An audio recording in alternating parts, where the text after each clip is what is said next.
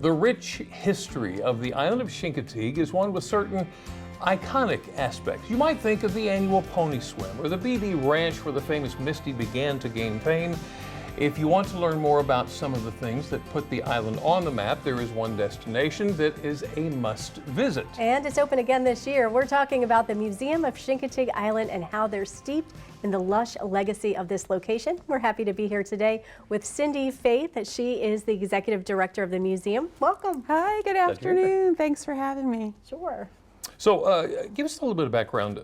Your mom was also with the museum for a while, right? Yes. So my mother was the executive director. She was hired in that position in, I think, 1990, and she did that for 25 years.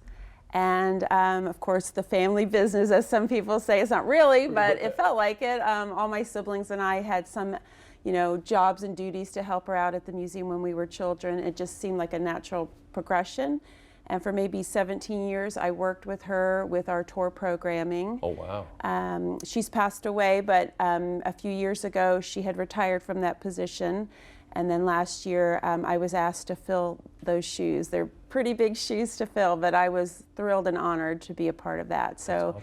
It is like passing something down. That is terrific. Yeah. Wonderful. Well, if we haven't had the chance to visit the museum, what kind of things can we expect to see there? So the museums are ever changing. So it is, we like to say, a walk through history. You go through from prehistoric to present day.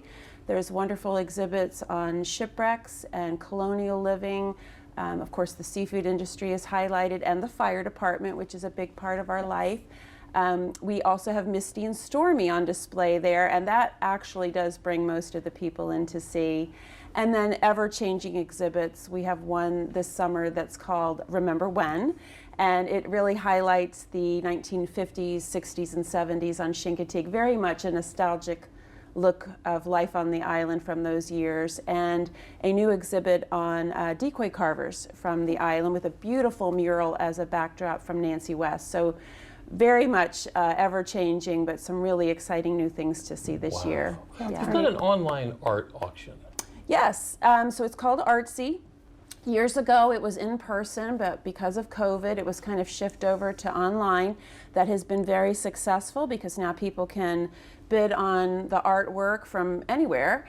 They're all donated pieces of art. Most are in a 5x5 size. Children and adults, they can bid online.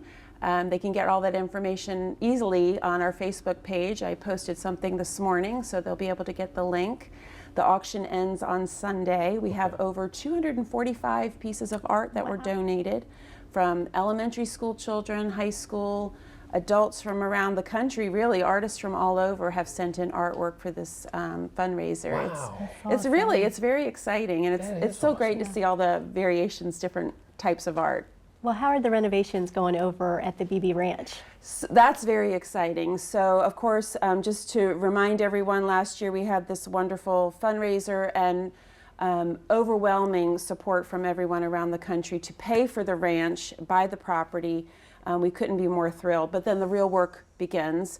We internally have committed to restoring the home to what it would have looked like in the 1950s and 60s. So we have contractors out there as we speak, redoing the siding, putting in new windows and repairing the foundation. We're putting in a handicap ramp and a new doorway so we can be accessible to everyone. Right. I don't have a date for open, but I'd like to say something this year is going to happen where we can at least have people come over and explore a little bit. Just can't be soon enough, can Can't it? be soon enough, boy. We're excited. We sure are. And people really, you could just drive by and take a look. It's very exciting.